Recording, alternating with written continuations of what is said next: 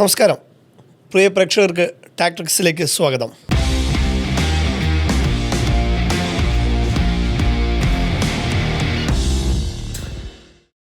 Asia cup കഴിഞ്ഞ് 4 ദിവസത്തിനകം തന്നെ ഇന്ത്യ മറ്റൊരു മത്സരത്തിനിറങ്ങുകയാണ്.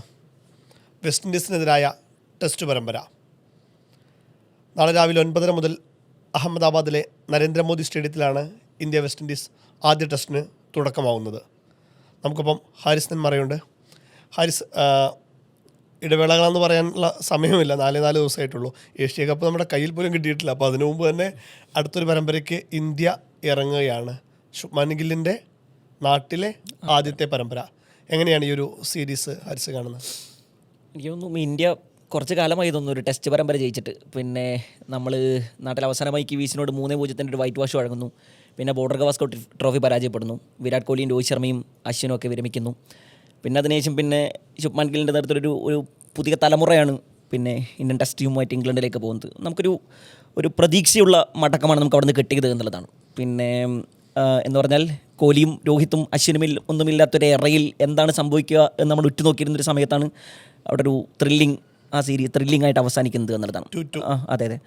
എനിക്ക് തോന്നുന്നു ഹോം സോയിലിൽ ഇന്ത്യക്ക് എല്ലാ കാലത്തും ഒരു വലിയ ആധിപത്യം എല്ലാ കാലത്തും ടെസ്റ്റ് സീരീസുകളിലുണ്ട് എന്നുള്ളതാണ്. 2012 to 2013, 2023-24 വരെയുള്ള ഒരു തുടർച്ചയായ 18 കൺസിക്യൂട്ടീവ് സീരീസുകൾ നമ്മൾ ജയിച്ചിട്ടുണ്ട്. അതിൽ ഏറ്റവും അവസാനം നമ്മൾ തോറ്റത് ന്യൂസിലാൻഡിനോടുള്ള ആ പരമ്പര തോൽവിക്ക് മുമ്പ് 18 കൺസിക്യൂട്ടീവ് സീരീസുകൾ ജയിച്ചൊരു പാരമ്പര്യം നമുക്കുണ്ട് എന്നുള്ളതാണ്. പൊതുവെ ഹോം സോയിലിൽ ഇന്ത്യ അങ്ങനെ അജയ്യരായി 2012 മുതൽ നിൽക്കുന്നുണ്ട്. പക്ഷേ ഈ സമയത്തൊക്കെ നമ്മുടെ ടീമിൽ കോഹ്ലിയും രോഹിത്തും ഈ ഒരു 5 പില്ലേഴ്സ് ഉണ്ടല്ലോ, കോഹ്ലി, രോഹിത്ത്, അശ്വിൻ, പുജാര, ജഡേജ മാത്രമാണ് ഇപ്പോൾ വിരമിക്കാത്തുള്ളത്. പുജാര 2023 ടെസ്റ്റ് ചാമ്പ്യൻഷിപ്പ് ഫൈനലിന് ശേഷം വിരമിക്കുന്നു.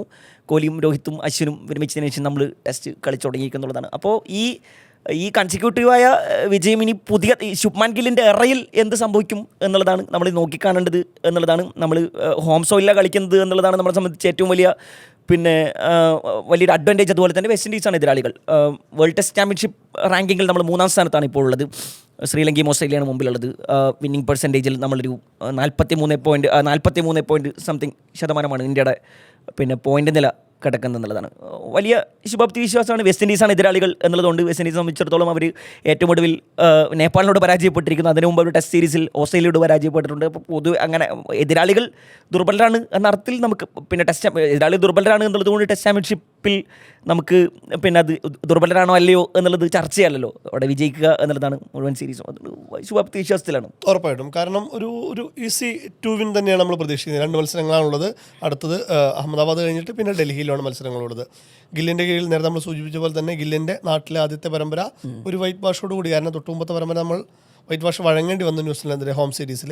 അത് ഒരു വൈറ്റ് വാഷോട് കൂടി നമ്മൾ തിരിച്ച് സ്ട്രോങ് ആയിട്ട് തന്നെ തുടങ്ങും എന്നുള്ളതാണ്. അപ്പോൾ നേരത്തെ ഹാരിസ് സൂചിപ്പിച്ച പോലെ തന്നെ ടെസ്റ്റ് ചാമ്പ്യൻഷിപ്പിൻ്റെ ഭാഗമാകുന്ന ഒരു പരമ്പരയാണത്. ഇന്ത്യ ഇപ്പോൾ 3-ാം സ്ഥാനത്താണ്. ഇന്ത്യക്ക് ഇനി സൗത്ത് ആഫ്രിക്കയുമായിട്ടുള്ളൊരു പരമ്പരയാണ് നാട്ടിലുള്ളത്. പിന്നീട് സീരീസുകളാണ് നടക്കാൻ പോകുന്നത്. വെസ്റ്റ് ഇൻഡീസിലേക്ക് വരികയാണെങ്കിൽ എതിരാളികളെക്കുറിച്ച് പറയുമ്പോൾ അവർ പട്ടികയിൽ 6-ാം സ്ഥാനത്താണുള്ളത്. ആകെ 9 ടീമുകളിൽ ബാക്കി 3 ടീമുകളും ഈ സൈക്കിളിൽ ഒരു മത്സരം പോലും കളിക്കാത്തത് കൊണ്ട് മാത്രമാണ് വെസ്റ്റ് ഇൻഡീസ് 6-ാം സ്ഥാനത്ത് നിൽക്കുന്നു എന്നുള്ള പരിതാപകരമായ കാര്യമുണ്ട്. ഓസ്ട്രേലിയക്കെതിരായ 3-0 സീരീസ് തോൽവി വഴങ്ങുന്നു. അതിൽ തന്നെ 27 റൺസിന് അവസാന മത്സരത്തിൽ അവർ ഒരു ഇന്നിങ്സിൽ ഓൾ ഔട്ട് ആവുന്നു. ടെസ്റ്റിൻ്റെ ചരിത്രത്തിൽ തന്നെ 2ാമത്തെ ഏറ്റവും ലോവസ്റ്റ് സ്കോർ അവർക്ക് വഴങ്ങേണ്ടി വരുന്നു. അങ്ങനെ ബ്രാത്ത് വൈറ്റിനെ അടക്കം അവർ മാറ്റുന്നുണ്ട്. പിന്നീട് ഒരു റിവൈവൽ എന്നുള്ള നിലയ്ക്ക് ഒരുപാട് കരീബിയൻ വലിയ രീതിയിലുള്ള പുതിയ ഒരു തലമുറ മാറ്റത്തിന് ഒതുങ്ങുന്ന രീതിയിലുള്ള മാറ്റങ്ങൾ വെസ്റ്റ് ഇൻഡീസ് ക്രിക്കറ്റിൽ നടക്കുകയാണ്. അപ്പോൾ അതിൻ്റെയൊക്കെ ഭാഗമായിട്ടുള്ള ഒരു പരീക്ഷണം എന്നുള്ള നിലയ്ക്ക് തന്നെയായിരിക്കും അവർ ഈ സീരീസിനെ കാണുന്നത്. പരമ്പര എന്തായാലും സ്പോർട്സാണ്, നമുക്ക് മുൻകൂട്ടി പ്രവചിക്കാൻ കഴിയില്ല.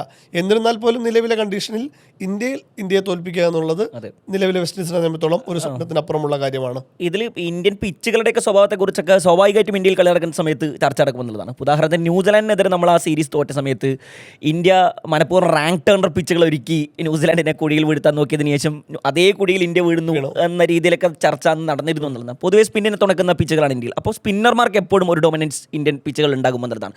അതുകൊണ്ട് തന്നെ ഇംഗ്ലീഷ് സീരീസിൽ കുൽദീപ് യാദവ് പുറത്തായിരുന്നു. അപ്പോൾ കുൽദീപ് യാദവ് പ്ലേയിങ് 11ലേക്ക് വരുമോ, പിന്നെ RSനെ കുറിച്ച് വലിയ ചർച്ച നടത്തേണ്ടി വരും നമുക്ക്. കാരണം പിന്നെ അദ്ദേഹത്തിൻ്റെ ഡെബ്യൂ മുതൽ അദ്ദേഹം വിരമിക്കുന്നത് വരെ ഹോം സീരീസുകൾ നൽകിക്കൊണ്ടിരുന്ന മനുഷ്യൻ. ടെസ്റ്റ് തുടർച്ചയായിട്ട് കളിച്ചിട്ടുണ്ട്. അത് 380ലധികം വിക്കറ്റുകൾ, ബാറ്റിങ്ങിലും അതുപോലെ തന്നെ 2000-ഓളം റൺസുകൾ അദ്ദേഹം എടുക്കുന്നുണ്ട്. അതെ അതെ, 4 സെഞ്ചുറികൾ അദ്ദേഹത്തിന്. അപ്പോൾ RSന് ഇല്ലാത്തൊരു ടെസ്റ്റ് സീരീസ്, ഹോം സീരീസ് എന്ന് പറയുന്ന ഒരു വലിയ സംഗതിയുണ്ട്. പക്ഷേ ഇവിടെ കുൽദീപ് യാദവ് പിന്നെ ഉറപ്പായിട്ടും 11ലേക്ക് വരേണ്ടി വരും. പ്രത്യേകിച്ച് ഹോം സോയിലാണ് നമ്മുടെ കളി.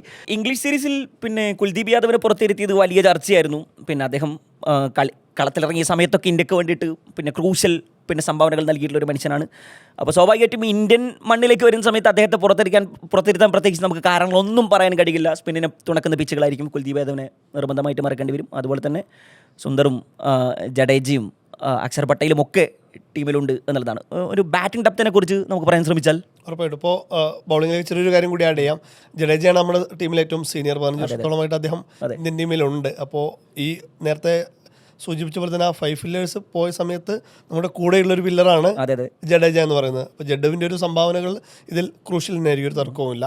ഒപ്പം തന്നെ ബാറ്റിംഗ് ഡെപ്തിലേക്ക് നോക്കുമ്പോൾ ക്യാപ്റ്റൻ ഗില്ല് തന്നെ നയിക്കുന്ന ഒരു സംഭവമുണ്ട്. അതിൽ തന്നെ ഇപ്പോൾ അവസാനം നടന്ന ഇംഗ്ലണ്ട് സീരീസിൽ അത്രയും ടഫ് കണ്ടീഷനിൽ പോലും 4 സെഞ്ചുറി ഡബിൾ ഉൾപ്പെടെ ഗില്ല് നേടിയിട്ടുണ്ട്. അപ്പോൾ ബാറ്റിങ്ങിനെ കുറിച്ച് നമുക്ക് ഒരു കൺസേണും ഇല്ല. ഋഷഭ് പന്ത് ഇല്ല എന്നുള്ളൊരു വിഷമമുണ്ട്. കാരണം പ്രത്യേകിച്ച് പന്തുള്ള ഒരു മത്സരങ്ങൾ കാണാൻ തന്നെ ഭയങ്കര രസമാണ്.